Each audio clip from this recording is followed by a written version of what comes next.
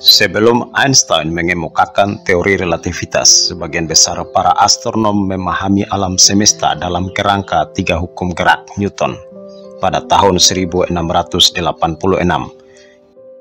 Menurut Ensiklopedia Britannica, hukum Newton terbukti ampuh dan berlaku di setiap aspek fisika. Mereka membentuk dasar pemahaman kita tentang mekanika dan gravitasi. Tetapi beberapa hal tidak dapat dijelaskan oleh karya Newton, misalnya adalah cahaya. Untuk bisa menjelaskan perilaku aneh cahaya ke dalam kerangka Newton, para ilmuwan fisika pada tahun 1800-an beranggapan bahwa cahaya memerlukan media untuk bertransmisi. Media tersebut saat itu dinamakan ether. Ether ini melingkungi alam semesta sebagai media penghantar cahaya. Ada beberapa eksperimen untuk membuktikan keberadaan ether ini, dan eksperimen ini diantaranya adalah eksperimen tabung air oleh ilmuwan Prancis Hippolyte Fizeau dan eksperimen interferometer Michelson-Morley.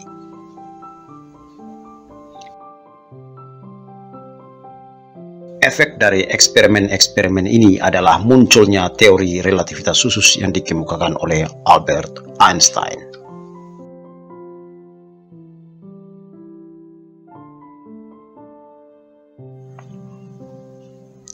Sebagian besar orang beranggapan bahwa teori relativitas adalah teori yang ditemukan dan dibangun sendiri oleh Einstein. Padahal keliru. Pada tahun 1905, Einstein mengemukakan teorinya dengan jernih mengenai relativitas yang dipublish melalui jurnal Annalen der Physik. Tetapi sebelum Einstein, ada beberapa eksperimen yang menunjukkan tentang sifat relativitas. Ada beberapa eksperimen untuk membuktikan keberadaan ether ini.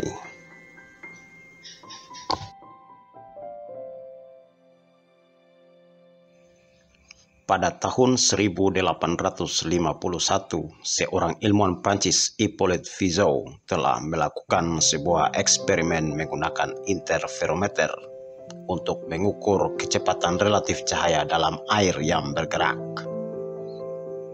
Karena menurut teori zaman itu, cahaya yang bergerak melalui medium yang bergerak akan diseret oleh medium tersebut, sehingga kecepatan cahaya yang diukur akan menjadi penjumlahan sederhana dari kecepatan melalui medium ditambah kecepatan medium. Fizeau memang mendeteksi efek menyeret, tapi besaran efek yang dia amati jauh lebih rendah dari apa yang diperkirakan. Ketika dia mengulangi percobaan dengan udara sebagai pengganti air, dia mengamati tidak ada efek. Lebih dari setengah abad berlalu sebelum penjelasan yang memuaskan oleh Einstein. Hasil eksperimen Fizeau adalah cahaya diseret oleh air, tetapi besarnya tarikan itu jauh lebih rendah yang diperkirakan. Eksperimen berikutnya adalah eksperimen yang dilakukan oleh Albert Michelson dan Edward Morley pada tahun 1887 untuk membuktikan adanya ether. Dengan menciptakan sebuah alat yang bernama interferometer. Penelitian ini dilakukan dari April hingga Juli 1887. Dan tempat itu sekarang bernama Case Western Reserve University in Cleveland, Ohio, dan mempublish penelitiannya di tahun yang sama juga. Michelson dan Morley menghitung bagaimana gerakan bumi melalui ether mempengaruhi bagaimana kecepatan cahaya diukur. Dan secara tak terduga menemukan bahwa kecepatan cahaya adalah sama, tidak peduli apa gerakan bumi. Untuk lebih jelasnya, silakan perhatikan ilustrasi sederhana dari eksperimen Michelson dan Morley. Seberkas cahaya dari laser dengan panjang gelombang tunggal diletakkan sebuah pembagi atau splitter di tengah. Sebagian cahaya akan dipantulkan dan sebagian lagi diteruskan melalui splitter. Dua cermin yang ditempatkan secara vertikal akan memantulkan cahaya dan mengirimkannya kembali ke splitter atau pembagi. Saat kedua sinar kembali dan bercampur dengan fase yang sama, pola terang muncul di layar. Dan sebaliknya, jika fase tidak sama, maka muncul pola gelap.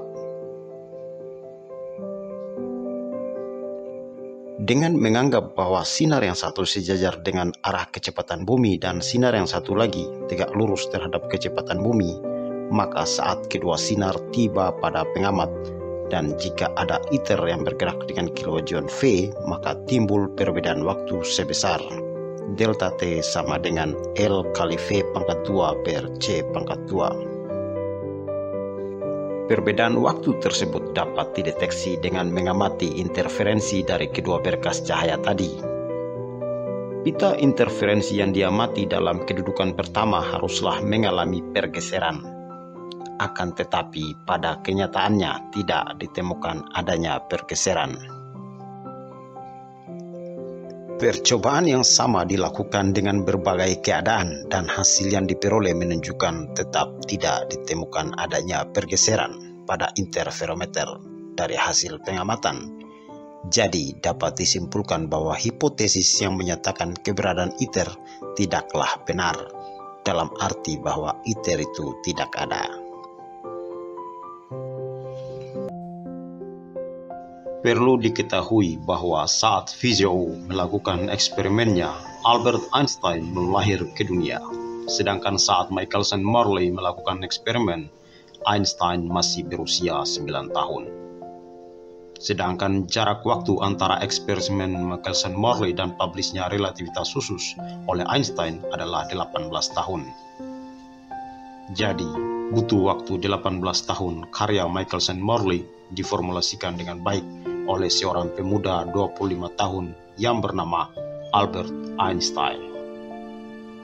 Pada usia 16 tahun, Einstein berteman dengan mahasiswa kedokteran muda yang bernama Max Talmud, yang sering makan malam di rumah Einstein.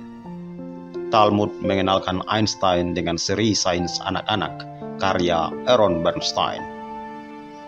Judul bukunya adalah Naturwissenschaftliche Volksbücher. Buku tersebut adalah terbitan tahun 1867, yaitu buku populer tentang ilmu fisika, di mana penulis membayangkan mengendarai bersama listrik yang berjalan di dalam kabel telegraf. Einstein kemudian bertanya pada dirinya sendiri, pertanyaan yang akan mendominasi pemikirannya selama 10 tahun ke depan. Akan seperti apa cahaya terlihat jika Anda bisa berlari di sampingnya? Jika cahaya adalah sebuah gelombang, maka berkas cahaya akan tampak diam seperti gelombang beku. Bahkan, sebagai seorang anak dia tahu bahwa gelombang cahaya stasioner belum pernah terlihat.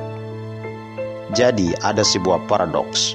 Einstein juga menulis makalah ilmiah pertamanya saat itu, investigasi keadaan ether dalam medan magnet. Pada akhir tahun 1902, Einstein memulai kerja di kantor paten Swiss di Bern. Pekerjaan Einstein di kantor paten adalah berkah. Dia akan segera menyelesaikan analisis aplikasi paten, memberinya waktu untuk melamun tentang visi yang telah menjadi obsesinya sejak dia berusia 16 tahun. Apa yang akan terjadi jika Anda berlari di samping sinar? Selama di sekolah politeknik, dia pernah belajar bersama Maxwell yang menggambarkan sifat cahaya dan menemukan fakta yang tidak diketahui oleh James Clerk Maxwell sendiri, yaitu bahwa kecepatan cahaya tetap sama, tidak peduli seberapa cepat seseorang bergerak. Ini melanggar hukum gerak Newton. Bagaimanapun, karena tidak ada kecepatan mutlak dalam teori Isaac Newton. Wawasan ini mengarahkan Einstein untuk merumuskan prinsip relativitas.